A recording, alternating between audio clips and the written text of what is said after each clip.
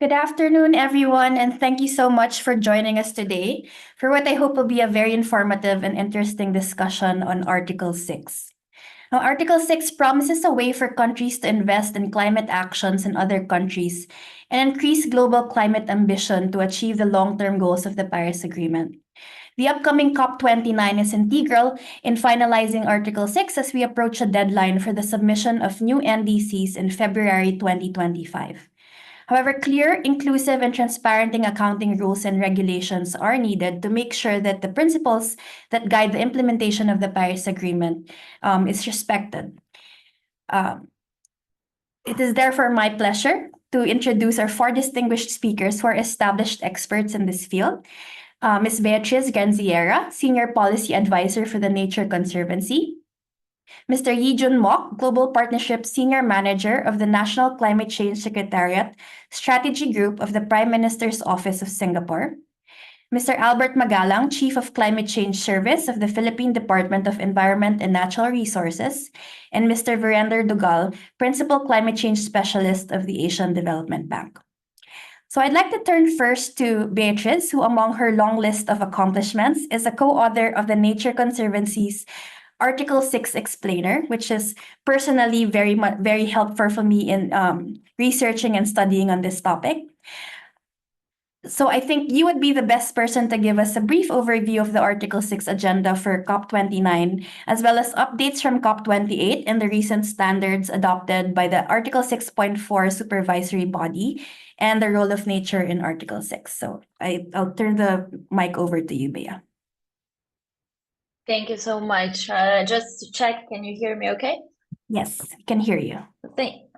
Thank you so much. I'm very glad to be here to talk about Article 6. I'm very glad to join this panel with the other speakers as well. Looking forward to hear their perspectives. And to get started, I'm gonna start with a little refresher on what is Article 6. We all know that this is a very technical topic that generated a lot of confusion and controversy over the years. So I think it's good that we all start from the same page. So, as a lot of you know, as Raila already mentioned, Article 6 is a carbon market mechanism that was created under the Paris Agreement to allow countries to cooperate internationally with the main goal to help them achieve their NDCs in the most cost-effective way possible. There are two ways that countries can do that. First, through Article 6.2, which is mostly based on bilateral or multilateral agreements. So Article 6.2 is a direct relationship between two countries or a country and a company to trade carbon units.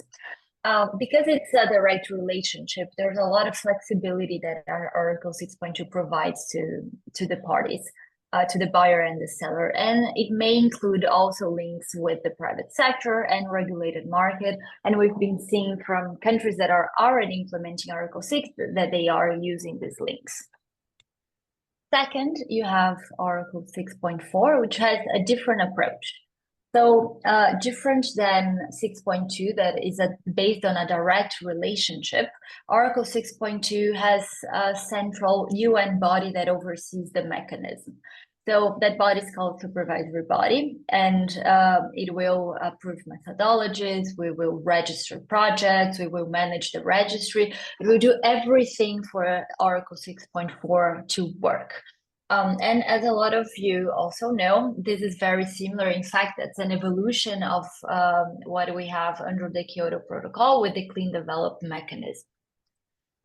At the heart of the Article 6 negotiations was the concern about avoiding double counting. So avoiding double counting is crucial in Article 6 because you don't want to overestimate the emission reductions that were actually achieved by countries. So in the context of Article 6, the way that it works is if you have, for example, a country A that produces some emission reductions, and then that country A decides to export these emission reductions through Article 6, that country will no longer be able to use these emission reductions towards their NDC, even if they were originally produced within their borders. So to make sure this happens, country negotiators came up with this concept of a corresponding adjustment, which is nothing more than a counting measure to avoid double counting, to make sure that if one country exports that unit of carbon to another country, then it has to subtract from their own accounting. And another very important concept in this context is the concept of authorization. There are different types of authorization in the Article 6, but here I'm talking specifically for when a country authorizes that these carbon units go to another country. So you can we can understand authorization as a signal that the country is giving that it commits to export these carbon units, and we will apply a corresponding adjustment, and we also will report this rate. So an authorization is basically what triggers a corresponding adjustment, and there's some things still being negotiated at COP, but that's just to facilitate understanding. That brings me to a question that we've been hearing a lot, especially in these past 2 weeks, which is Article 6 operational? So for Article 6.2, yes. Since 2021, there has been enough rules that, yes, we can consider Article 6.2 to be operational. There are still things to be decided, but it's operational. In fact, there has been a lot of momentum around Article 6.2 trades. There are dozens of bilateral deals that happened in the past few years. And many countries are also now issuing the first authorization letters. However, so far, only one trade has actually occurred between Switzerland and Thailand early this year. One of the main challenges for that is that domestic implementation is still in the early stages, and I'm curious to hear other speakers talking about that as well. One thing that I'm going to be watching for at COP29 are the negotiations around authorizations and whether countries and when countries can revoke and change authorizations. So I think this is a very key component to give credibility to the market. Countries are also going to be talking about how the registries are going to connect. They're going to be talking about reporting rules and how to ensure transparency for these trades and how to deal in case there are inconsistent information reported by countries. On the other side, you have Article 6.4, which in our view is not yet operational. So most of what has been discussed under 6.4 has been discussed under a different group. It's the supervisory body. And in the past 2 weeks, there were some very important steps that were taken. For example, the supervisory body in the last meeting in October adopted mandatory safeguards that are applicable for all Article 6.4 activities and also CDM transitions. That's very important. And the supervisory body also adopted the standards on methodologies and activities involving removals. So for those who followed previous COPs, these two documents previously were sent to the COP for the country's approval, which didn't happen. Now this process has changed. So the supervisory body changed the status of this document from recommendations to standards. And with that, the supervisory body adopts directly these standards. So they are no longer going back to COP29 to be appreciated and approved by countries. Although these are big steps, Article 6.4, sorry, is not yet operational. Methodologies still need to be approved. The registry is not yet operational. There are ongoing guidances on additionality and setting baseline. So there are still a few steps to be taken before Article 6.4 is fully operational. One thing that I'm going to be watching for at COP29 will be whether the CMA, which is the group of countries that negotiate Article 6, endorses that new approach that was adopted by the supervisory body to directly adopt the guidance on methodologies and activities involving removal. So we will see how the CMA reacts to that. Another point that has generated a lot of confusion over the years is whether nature is included in Article 6. So that question was answered in COP26 when countries decided that Article 6.2 units, so ITMOs, include both emissions reductions and emissions removals. So the vast majority of nature-based solutions fall under the categories of emission reductions or emission removals. So that's why they are included in Article 6. However, for any activity to be eligible for Article 6, it has to, of course, comply with the requirements of Article 6. So regardless the sector, activities still need to comply with all the requirements of Article 6 to be eligible. And one thing that I wanted to bring to you that also happened in the past few weeks, also in that last meeting from the supervisory body, countries or negotiators in the supervisory body, they agreed on additional conditions for REDD+ activities. So they actually limited REDD+ activities only for countries that already have REDD+ requirements in place. So REDD+ requirements such as a REDD+ strategy, safeguards, forest reference level, and so on. So only activities in this country that already have this type of requirements could be eligible for Article 6.4.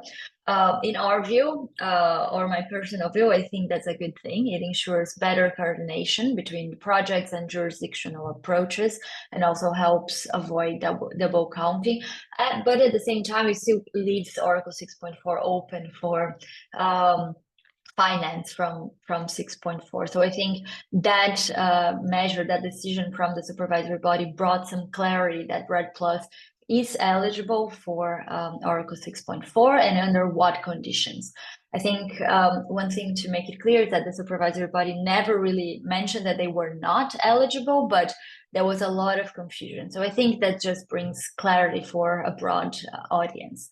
And again, I think in practice, the way that countries are going to be able to comply with this requirement, they are going to have to align project level activities with a national REDD+, which is known as nesting. And nesting can take many different ways. In some countries, it's going to be just countries acknowledging that you have this unit from the private sector being exported through Article 6, and then subtract that from the country's accounting to avoid double counting.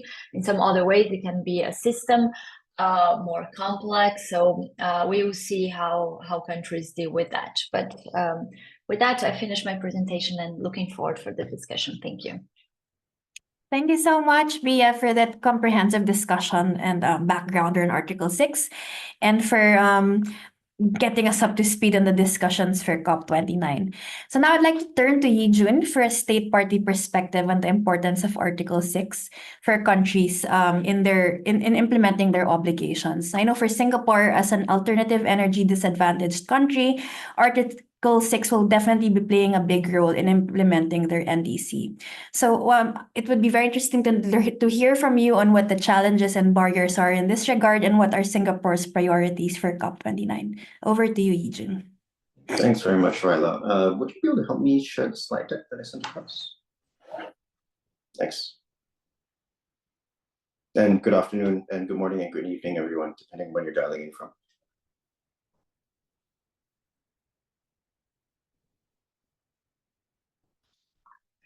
Thank you very much, Ryla. So I wanted to, and I was asked to share a little bit more about Singapore's approach to carbon markets and our view on Article 6, as well as where we see some of the outstanding Article 6 issues on. And thanks to Beatrice for laying out the background on Article 6, which saves me a lot of work. And I think we very much agree with a lot of what Beatrice has laid out, including the role of nature in Article 6. Next, please. We are what we call alternative energy disadvantaged country. Next, please. Because as a small island state, we have very few domestic decarbonization options. Next slide, please, Ryan.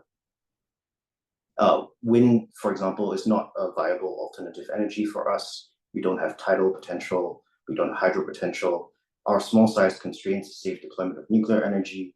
And that leaves us with solar power as our only viable renewable energy, but it's also the least land efficient option that's available to us. Notwithstanding these challenges, next slide, please. We believe that it's important to pursue ambitious domestic decarbonization measures, particularly in the power sector.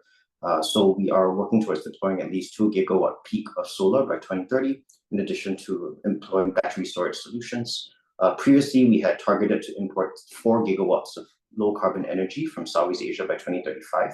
And that, to put things into perspective, would have led us to import about 30% of our energy needs from the region in terms of low carbon energy. But because of the progress we've made so far and the constructive discussions we've had with our partners, we've raised this target to 6 gigawatts by 2035, which is even more ambitious. And we're also exploring the role of hydrogen as well as carbon capture and storage in helping us to decarbonize our grid. But these measures can only get us so far. And we see carbon markets and carbon credits as a way to help make up for the shortfall, but also as a way to work in a win-win position with our partners internationally as well, to mobilize private capital that would not otherwise have gone to mitigation outcomes internationally as well. Next, please. All this to say that decarbonization measures should not be, carbon markets should not be a substitute for decarbonization measures, but they are an important way that countries can cooperate with one another to achieve mitigation outcomes that would not have been achieved otherwise. And this is linked in terms of Singapore's approach to carbon markets with our carbon tax. We're the first country in Southeast Asia to implement a carbon tax. It's currently at $25 per ton, and we see this landing between $50 to $80 per ton in 2030. And companies that are carbon tax liable can use Article 6 aligned carbon credits to offset 5% of their taxable emissions. And this was a way for us to balance the need to incentivize our companies to, and Singapore-based companies to decarbonize their operations, but also to stimulate participation in carbon markets and demand for Article 6 credits. Next, please. We work with partner countries in 3 different stages under Article 6.2, starting with non-legally binding MOUs or LOIs that signify both countries' interest to work together in carbon markets, followed by legally binding implementation agreements, which lays out the process for corresponding adjustment. And then we look for particular projects that can be implemented under the implementation agreement framework. Next, please. And to date, kind of echoing what Beatrice has said, Article 6.2 is already operational, and we have a range of agreements with partner countries. Most notably, we've signed implementation agreements with Ghana and Papua New Guinea. And us in Ghana, we have actually just opened up the implementation agreement for project applications as of September of this year. Next, please. To avoid reinventing the wheel, we utilize existing infrastructure and methodologies from the voluntary carbon market in our Article 6 approaches, and therefore we tap on a lot of the existing voluntary market standards in the projects that we assess for Article 6 crediting. Next, please. And to this end, we have published an eligibility criteria that lays out a set of principles of what we believe constitutes high environmental integrity in carbon markets and carbon credits. Next, please. And based on these eligibility criteria, we've worked with our partner countries like Ghana and Papua New Guinea to come up with eligibility lists of methodologies that both countries accept as high integrity and that we'd be willing to undertake corresponding adjustment for. Next, please. And of course, none of this happens in a vacuum, and we are grateful for the support of expertise from around the world as we develop our carbon market policies and our approach to Article 6. Next, please. 2 of the things that we're trying to do, I think, with respect to the negotiations and outside of the negotiations, one is really to improve transparency in carbon markets. To prevent double counting, we've worked with the World Bank Group and IETA to establish a Climate Action Data Trust, which helps to synchronize data across carbon credit registries and put this information publicly so anyone can track the generation, transacting, and retirement of carbon credits across global carbon markets. And today this represents and covers 85% of all carbon market transactions. Next, please. We're also working with Verra and Gold Standard to develop an Article 6 playbook that countries who want to use voluntary carbon market methodologies in their Article 6 approaches can use as well. And this will be published at COP29 in Baku. Next, please. So Beatrice has gone through a number of the outstanding Article 6 issues, which I won't repeat. Next, please. But I suppose for Singapore, our goal really is to work with all parties and non-party stakeholders to ensure that we have further guidance on Article 6 at COP29 this year, with our Minister for Sustainability and the Environment co-facilitating ministerial consultations this year on Article 6. Next, please. One of the outstanding issues, I think, that is being discussed amongst parties is whether the Article 6.2 International Registry should be a transaction registry that can issue, transact, and hold ITMOs, or whether it should only serve an accounting purpose. And what I have on the screen here really is a screenshot of the Glasgow language, which notes that each participating party should have access to a registry that, for the purpose of, and I think this is the keyword here, tracking functions such as authorization, first transfer, acquisition, use towards NDCs, authorization for use towards OIMP, and voluntary cancellation.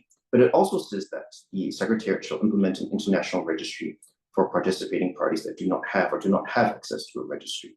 And so this is where I think parties are still discussing what the functionality of the 6.2 International Registry should be. Next, please. Another outstanding issue that I think is being discussed is whether or not authorization is seen as a single process in which you authorize an ITMO, or whether it should be a sequential three-step process where you have three separate authorizations of a cooperative approach of entities involved and the ITMO use.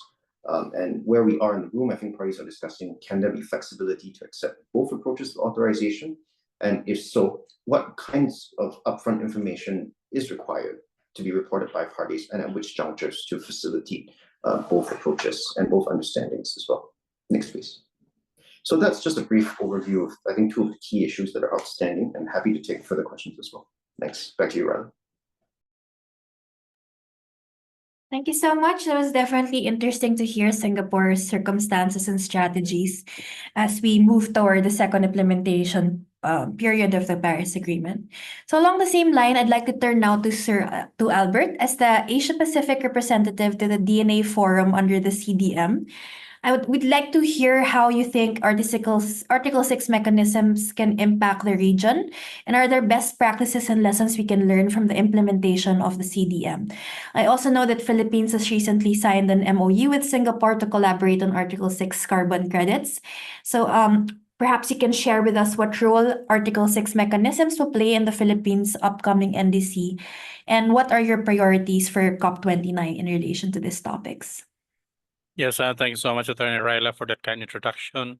Pleasant afternoon to everyone. Thank you, CIL and US, for this invitation, for giving the Philippines an opportunity to share with our audience, with our participants, our take. I mean, how do we perceive Article 6, offering us benefits in achieving our NDC particularly, and also other mitigation actions that the Philippines would like to undertake. So I have prepared some few slides here. I hope that you can see this. Okay.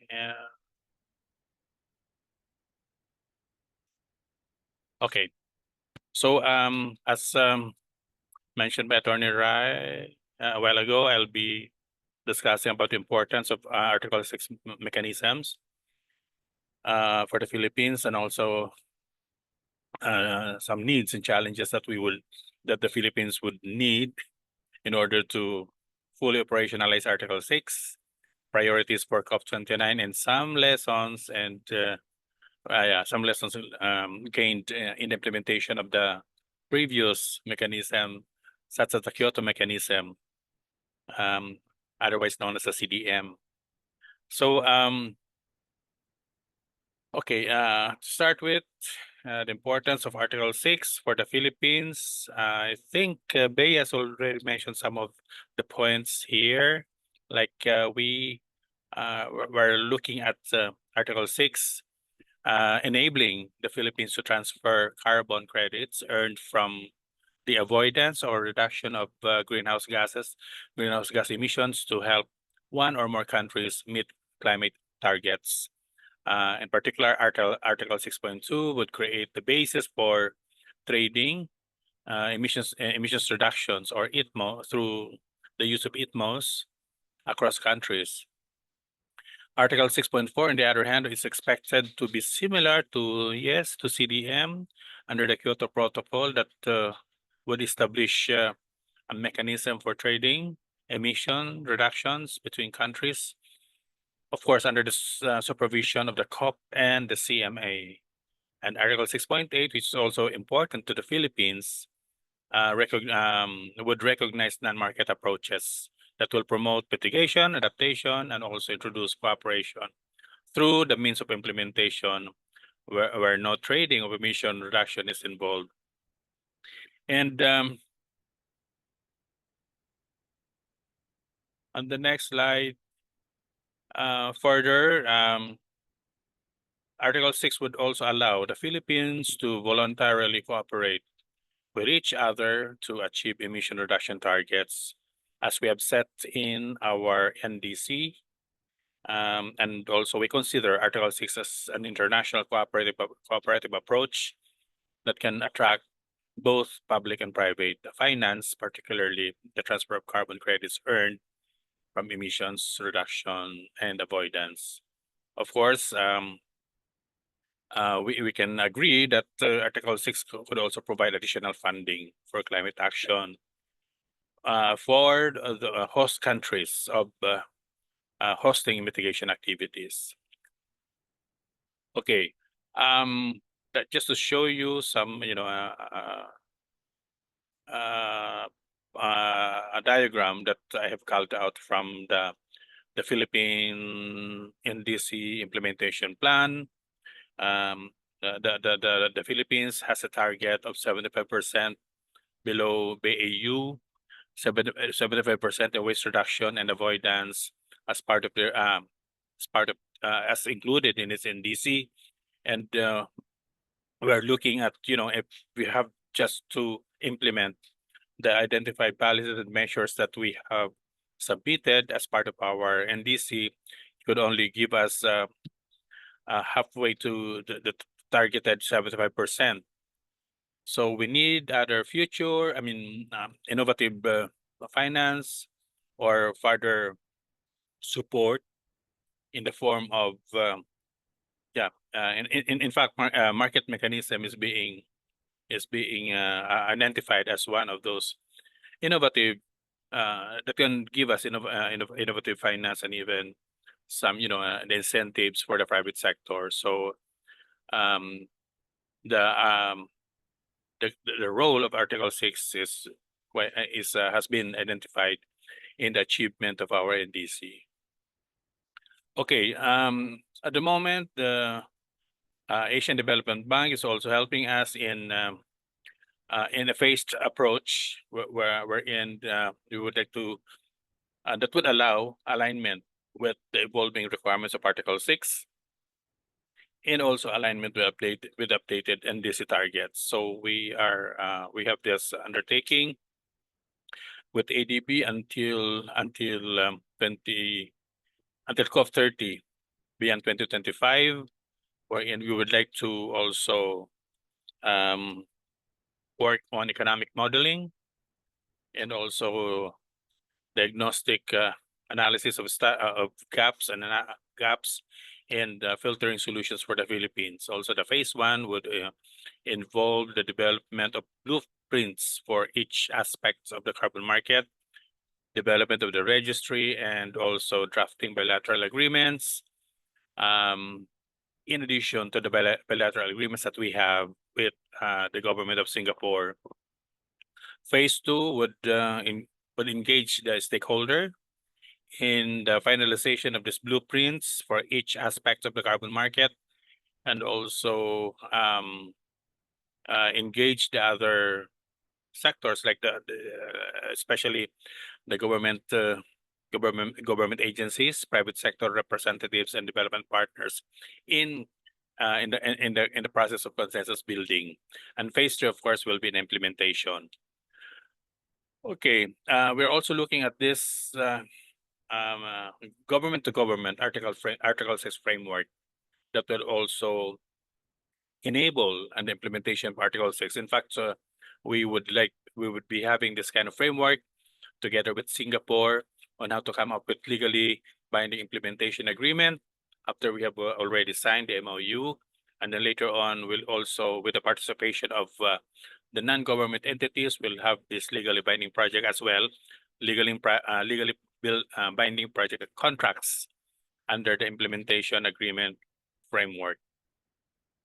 So, so far, at the moment, the Philippines and ADB are looking for Article 6 pipeline development potential projects that would be implemented across multiple sectors, like, for example, the early retirement of coal-fired power plants, working on avoided emissions that will be converted later into transition credits. And also we're looking at nature-based solutions and blue carbon. Like, for example, working on the credits that can be raised from from mangrove restoration, afforestation, and even for improved from improved forest management. And waste sectors also of a priority, especially working on landfills and wastewater through the capture of methane and having this transform into waste to energy projects. Okay, so what are the needed guidance for the operationalization of Article 6, especially Article 6.2? So we, as I mentioned, we're starting with bilateral framework for the authorization of mitigation activities under Article 6.2 that would include procedures for bilateral arrangements, especially focusing on the authorization and tracking of the transfer or trading of ITMOs. So we also would also need to work on the development of operational guidelines for authorization arrangements, particularly arrangement to ensure that the DNA or the designated national authority are given sufficient mandate to issue such authorization. So a regulation or legislation is needed. Also, we have to work on the criteria in terms of provisions, procedures for request, review, and approval of this authorization, and also the authorization to collect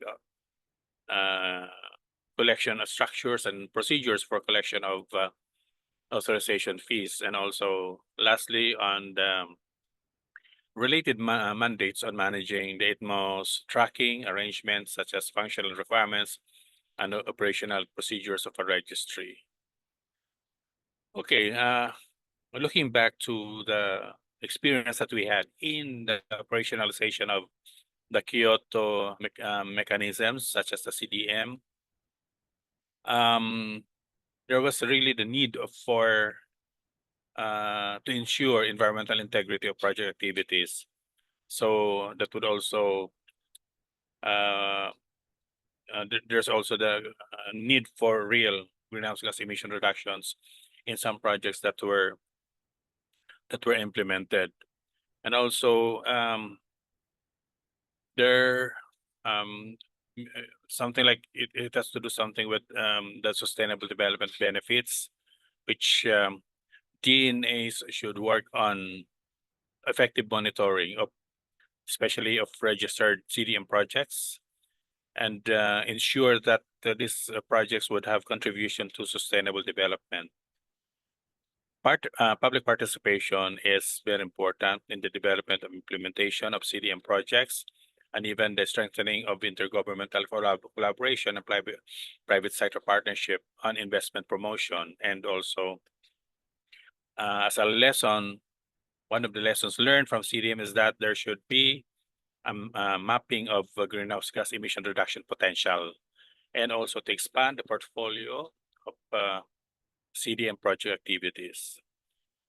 But there were also good best practices that we experience in the course of implementing the Kyoto mechanism, such as we were able to adjust approaches, and also we were able to launch new tools under the CDM, and also the support in institutional arrangements, especially in enhancing the structure, the setup that will ensure governance and support and operation to the CDM. So many stakeholders became familiar with mitigation activities, especially those who were engaged in project implementation, the project developers, the project participants, they have gained the knowledge and the methodologies, assessment and validation, verification, and especially the establishment of sustainable development criteria, and also there was a good interaction, and we were able to interact as a DNA. We were able to interact effectively with DOEs, and then although many argue that the CDM and its components should be brought into the future. So the future is now. So where is it?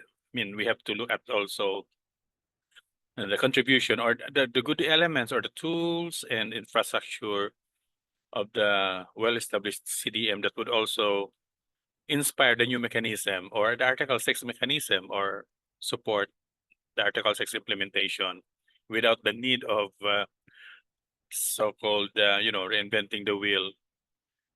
So priorities for COP29. Of course, as mentioned already by the speakers before me, we have to look at to work on the finalization of our Article 6 decisions, which are material to convergence between Annex 1 and non-Annex countries to enable to work together, which is this is the very essence of the cooperative approaches under the CDM, under Article 6. So mitigation measures could be in a cost-effective manner through a specific market mechanism and non-market approaches. We're also expecting a fully operationalized Article 6 to start delivering the UNFCCC objectives, as well as details and modalities of how parties are to implement this cooperative action on mitigation. Basically working together. We would like to see the concrete ways for the Philippines in particular to work together along with the rest of the developing countries, and also most very important is as part of the means of implementation that we would like to access.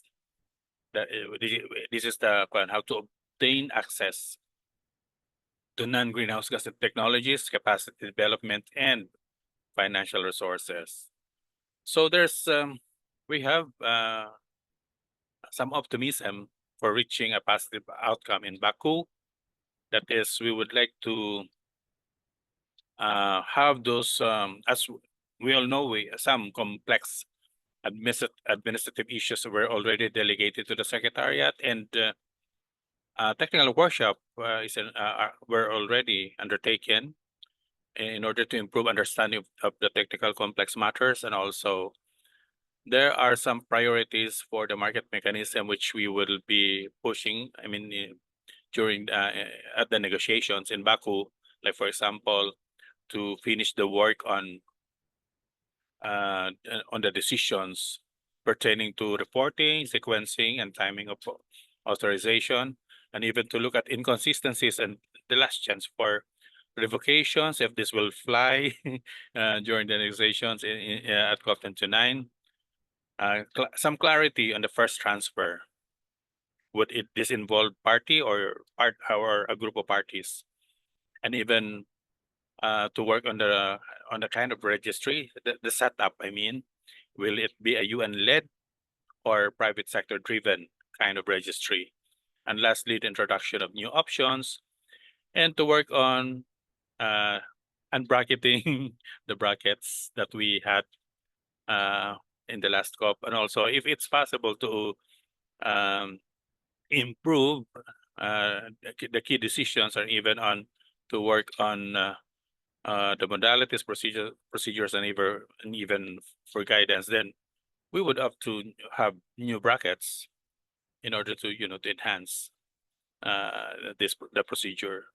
So thank you so much for your attention. Thank you for this opportunity once again. Back to you, Attorney Rai. Thank you so Thanks. much, Albert. It's certainly encouraging to hear significant progress and eagerness to engage in Article 6 mechanisms, especially from vulnerable developing countries such as the Philippines. And I'm sure all of us here are very excited for all the new brackets and options that will be coming at COP29. Okay. So for us to have a more balanced view, we have with us VK, who will be providing us with the implementation perspective on Article 6 mechanism. So VK manages the ADB's Future Carbon Fund and has extensive experience in supporting ADB member countries to operationalize Article 6.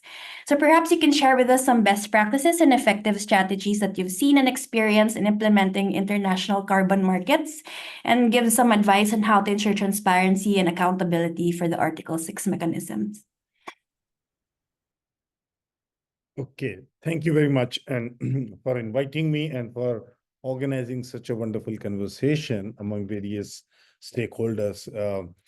Generally speaking, I think the topic has been well covered by the previous speakers, but I will try to add my 2 cents to the conversation. First thing first, I mean, why do we need Article 6 and what is the overall context? To me, we have a paradigm shift moving from Kyoto to Paris, and all countries have their nationally determined contributions, more popularly known as NDC targets. So in that context, every country has taken their own self-imposed targets for doing their best in achieving their climate ambitions, which are quantified as their NDC targets. But Article 6 has a very special role in the overall context of the Paris Agreement, because Article 6 provides a room for countries to cooperate under the cooperative approaches. I think that's very, very, very important. Cooperative approaches for 2 countries or many countries to work together in achieving their NDC targets with an overall objective to raising the ambition over a period of time. And in that context, we say Article 6 also lays down the foundation for the international carbon markets. Previous speakers have also mentioned Article 6 as a non-market approaches under Article 6.8, but generally the international markets are covered under Article 6.2 and 6.4 as enumerated earlier. So carbon markets can mobilize carbon finance. I think that's the overall context. So when we are talking of international cooperation through carbon markets, we are looking at carbon finance, and carbon finance can help countries to overcome some of the barriers and challenges that are associated with the implementation of low carbon technologies. So in that context, carbon markets can help countries to deploy advanced low carbon technologies, help them to enhance climate action, and over a period of time take greater ambition. I think that's very, very important. And the possibility to mobilize the international carbon finance opens up the channels for countries to enhance the deployment of climate finance, bringing the larger pool of projects and programs and even policies that are very much needed for countries to achieve their NDC targets and raise the ambition over a period of time. I think this is really very, very important for us to appreciate. To the specific question that has been asked of me in terms of what can countries do or what countries should be doing, I think I draw from the previous part that I mentioned about NDC context. I think countries really need to think about how can they use Article 6 mechanisms strategically to achieve their NDC targets. And in that context, I think first thing which is very important for countries to look at is what is their country context. I think every country has a unique situation in terms of their circumstances, their preferences, their priorities, their overall policy architecture, their own institution, the institutional infrastructure, the regulatory framework. Equally important is what are the countries' NDC targets and how are they doing? What are the different policies that they are having? So in having done that, then the countries need to think what are the different policies that they have, and where does carbon market fits into that? And having done that, then countries need to look at, if they were to take advantage of international carbon markets, then which are the sectors which are more amenable to take advantage of NDC targets. We talked about countries having different targets. We completely understand that different economic sectors within the countries have different marginal abatement costs. Certain sectors are low cost, certain costs are high cost. So countries need to take a well-informed decisions in terms of what are the sector they would rather like to use to achieve their own NDC targets, and from which sector they would rather like to export carbon credits, and meet their conditional targets, conditional part of their NDC targets. I think that's where the countries need to start thinking, looking at their own preferences, priorities, their own circumstances. I think this is very, very important. Having done that, then countries need to set up their own institutional infrastructure. They need to build the regulatory framework. They need to build the overall framework for operationalization of Article 6, market mechanisms, and build the capacity of various stakeholders. Very important is to send a clear signal to the all economic sector that the government intends to use carbon markets for these particular sectors. What previous speakers did mention about the need for mobilizing participation in the private sector. So private sector is all about sending a signal. So to my mind, what Article 6 can do, or what we can learn, what we can get out of as an outcome of the COP is to build the confidence in the market. So confidence of the market can only come when there's a certainty from the regulatory framework, there's a certainty from the institutional infrastructure, clear signal from the government, and also a price signal. We talked about some of the bilateral agreements being signed about between the countries. We also heard about the first transaction that has happened. So if you put together all those things, it only leads to one single thing, is that all these things put together contribute to building momentum for the market, building trust in the market, building interest in the market, so that the private sector and other investors can consider Article 6 mechanisms or the potential of utilizing these different market mechanisms in mobilizing carbon finance that can influence their decisions in favor of advanced low carbon technologies that they would not have done otherwise. I think this is very, very important. I'm very happy that the countries in the region are taking advanced action. There are a number of countries, thankful to Albert for highlighting the role that ADB is playing, that we are working with a number of countries in the region, enhancing their readiness to participate and take advantage through our Article 6 support facility, also through our new carbon fund, the Climate Action Catalyst Fund. But the understanding that we have is there are a number of countries which are working towards building their institution, building their capacity, gaining the momentum, also sending a signal to the private sector and other economic sectors so that they can get ready in operationalizing Article 6, taking advantage of carbon finance, that it can be mobilized through various Article 6.2 and 6.4 mechanisms. So I will stop here and back to you. Thank you so much. That was definitely a good explanation of where we are now and what we still need to do in order to make sure that the mechanisms are in place for countries to have the necessary support that they need. We have a few minutes left for some Q&A and a moderated discussion. I see that there are a lot of questions already in the Q&A window from our participants. So for our speakers, I'd like you to feel free to engage in the discussions that are happening there. But first, I'd like to ask my own question. I'd like to direct this first to Bea and to VK, but others feel free to jump in.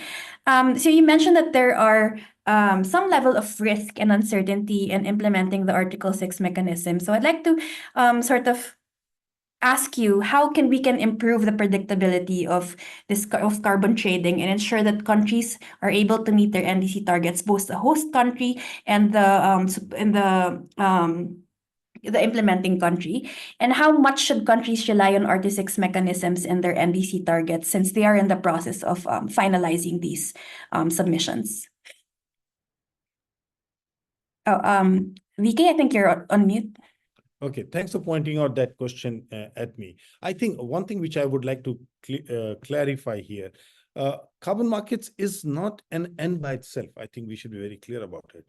Carbon markets are a means to achieve something, and that something is helping countries to achieve their NDC targets, encouraging them to take higher ambition moving forward, to make sure to build their trust that the carbon finance can actually help countries to overcome some of the challenges, some of the barriers associated with the advanced low carbon technologies or climate action, and encourage private sector and other economic players to take more ambitious targets going forward. I think that's very important.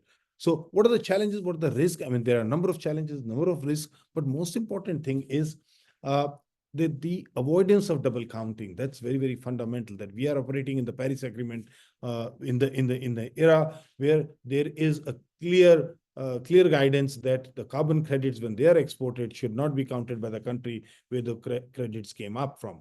So I think the countries need to build very robust, very transparent mechanisms and infrastructure to give the assurance to those who are going to buy the carbon credits that those carbon credits are not being counted towards the host country's own NDCT. I think that's very important. And anyone who is going to buy carbon credits would be very much concerned, and that is a risk that they would see, and they would like to have a proper mitigation of this risk. That's number one risk. The number two risk, I mean, I would say the countries, even though the transaction have already started happening, but countries are at very early stages of setting up the regulatory framework, the national framework, and also building the institutional infrastructure. And of course, we talked about the capacity. So all those things need to be taken care of progressively. And until such time countries are ready, it is going to, this poses a risk for countries' ability to generate carbon credit from high quality projects, and therefore their ability to export carbon credit to those who are looking to buy. Then, of course, we come to the next layer, which is always about the operational issues related to the projects. I mean, if you are looking at, the Article 6 is all it talks about the transformation. And transformation always sometimes involve the deployment of low carbon technologies that are innovative, that are new, that have not been used before. So they have their all operational issues, because the new thing, the transformational actions always have their own learning curves, and there could be certain chances of underperformance. I think that's very important. From the project developers' perspective, the project developers who develop projects always have to deal with the market risk, which is whether they are going to be buyers for the carbon assets that we are going to generate. If yes, then what are going to be the prices? Whether they'll buy all of my carbon credits, they will buy a portion of my carbon credits. What are the implications in terms of obligations that they will have on me? All those risks that will come for the project developers from that perspective. But from the perspective of those who are going to buy, the biggest risk is about the avoidance of double counting, and also the quality of the projects and the quality of carbon credits. So there are different sets of risks for all those who are involved. But let us also appreciate the fact that we are at the beginning of the next generation of carbon markets. Some of the things are related to the newness of Article 6 mechanisms, which we are likely to get. So then there are certain issues which are linked to the readiness, which I do hope will get sorted out in the next few years. But at the end of it, what we are talking is the market mechanisms. And like any other market, this market will also be exposed to all those market-related risks. I'll stop here.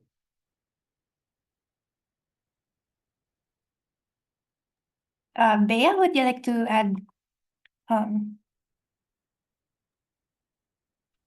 Thank you. And I think that Verinder really gave a very good answer, and I agree with a lot of what was said. But I think in terms of giving confidence to the market, I completely agree that what we're seeing right now is really the first stages of countries implementing their Article 6 frameworks. And with that, of course, you have a lot of uncertainty, right? I think we are in a very interesting moment right now where we have dozens of countries passing bills on the same subject, and we are able to compare the different approaches and compare the different tools and mechanisms that different countries are using to get a more robust benefit from Article 6. And what was already mentioned, I think the risk of double counting is a major one.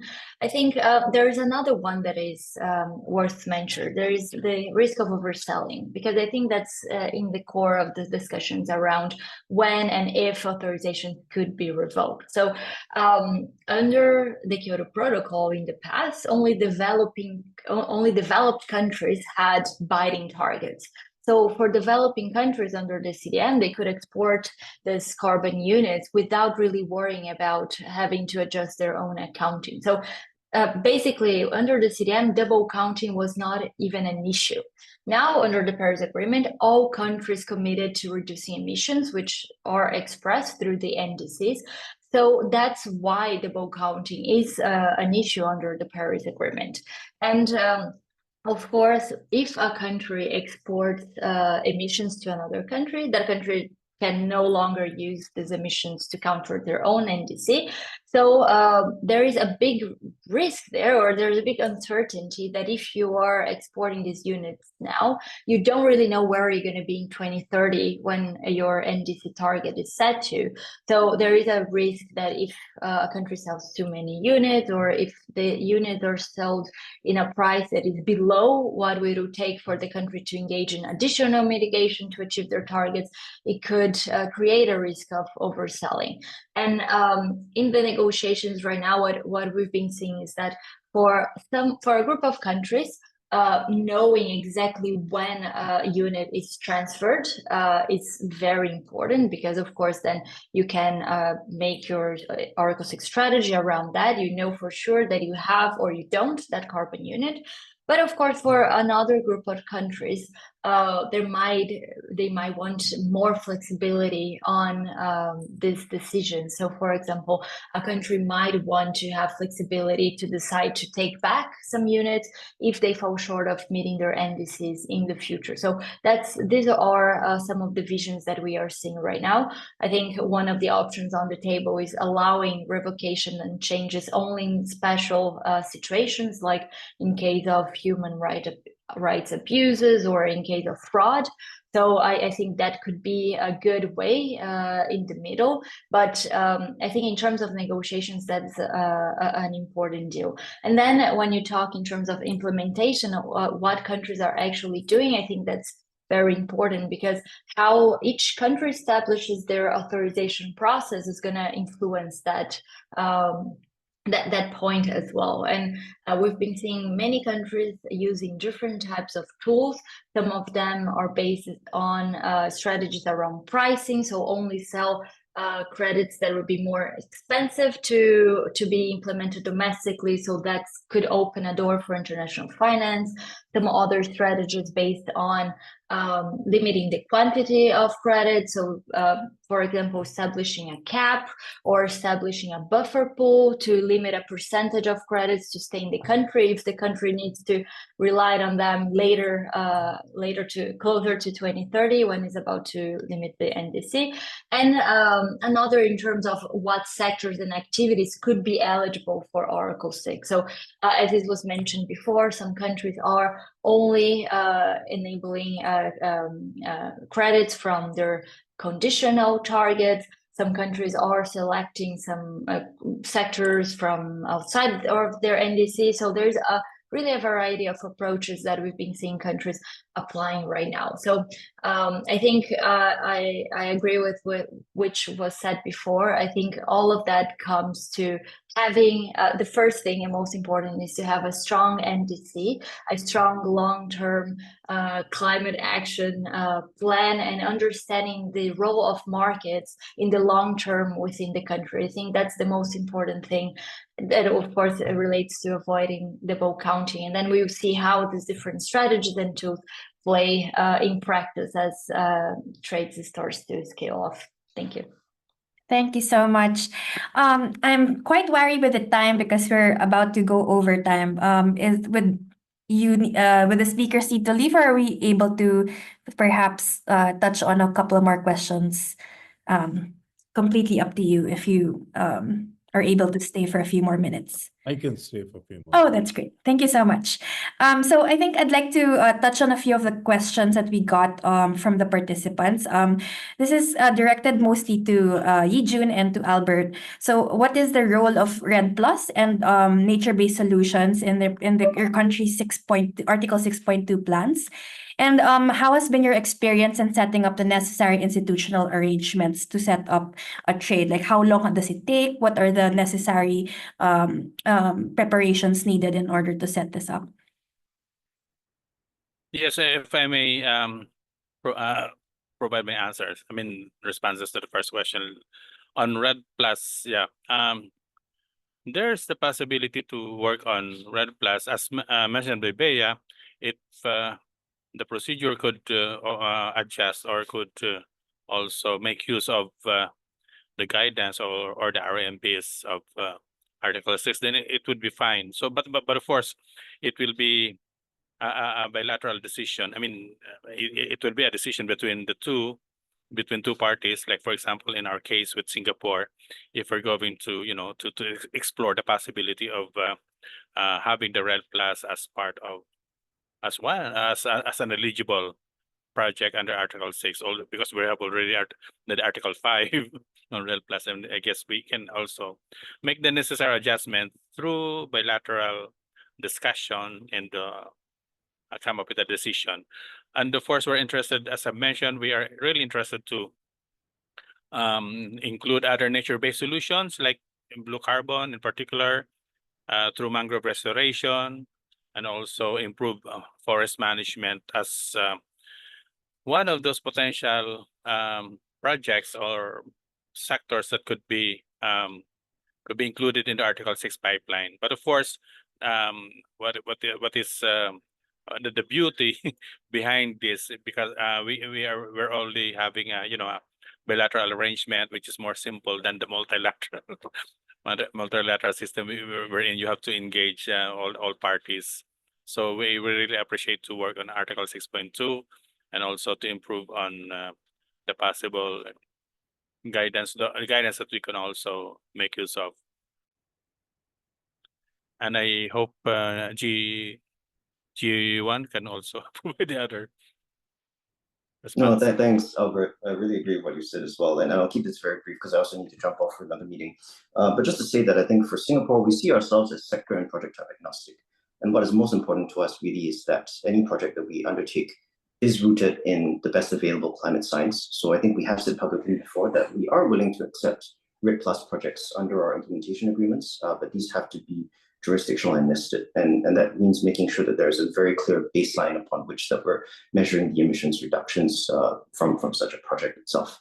We have made some cutouts. For example, we're still looking into HFLD situations where there's high forestry and low deforestation historically in terms of the baseline rates and the methodologies and how they deal with that. So that's something that we're still looking into, but very much open to exploring RID Plus projects. I wanted to just very quickly respond to a couple of the questions that weren't addressed in the chat. I think on the question about whether the text has been hurried, just to say that we've been talking about Article 6 for 9 years since the Paris Agreement in 2015, and even more on specific outcomes and specific guidance that need to be added to the Article 6 rulebook since 2021. So there has been a lot of attention. We've been living with Article 6 for a long time, and I think a lot of work has been put into the resultant standards that the 6.4 SB has come up with, but also even in the thinking around the other Article 6 issues that we talk about today.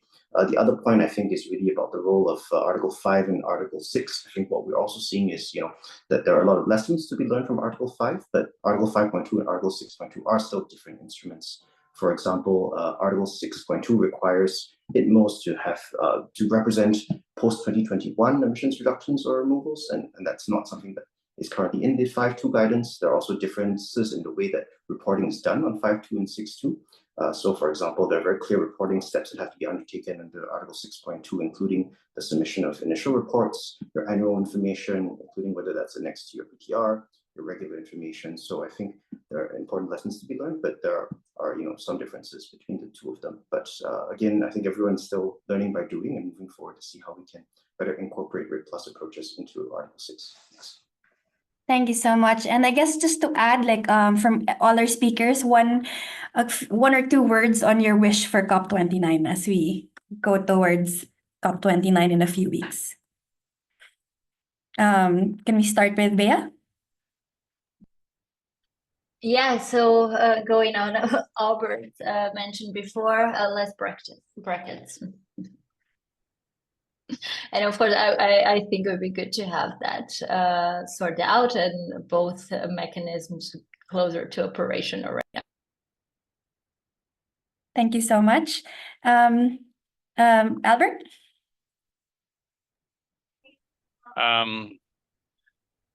Something to like a win-win solution. 3 words. Anyway, there's a hyphen. So we would like to see additional agreements. I mean, decisions on particular issues that we have been that have been left off. I mean, from the sessions that we have at the previous COP. Win-win solution. Win-win decision as well. Thank you. Yijun? No, just to, I think, highlight again, it's been 9 years since the Paris Agreement, and we're only just a few years away from 2030 and the end of this current NDC cycle. And whether or not we can mobilize significant levels of private capital towards mitigation outcomes depends on whether we can ensure trust and confidence in markets, which stems from conclusion of further guidance on Article 6 this year. We don't actually need further rules, it's already operational, but this is really what's needed to ensure enough trust and confidence in markets to start moving private capital to the mitigation outcomes that need them. So I think that's the thinking that everyone is coming into our COP29 with, and I think really making sure that we have a robust outcome this year. Thank you so much. VK, lastly. Okay, the only wish that I have is that we get complete green for Article 6.4. I think that should send a very positive signal to the market, and that should build the trust and send a price signal. I repeat what I said earlier, that we really need to mobilize private sector capital at scale, and that for that we need a catalytic carbon finance to come and play a very important role that we all need. So the only wish is a green for 6.4. Thank you so much. And we're definitely looking forward to hearing more about the Climate Action Catalyst Fund and the ADB's Carbon Markets Program. So with that, I would end today's session. Thank you so much to all our speakers for such an engaging and informative discussion on Article 6. And we'll see you all at COP29 if you're there, and for the next CIL sessions. Thank you.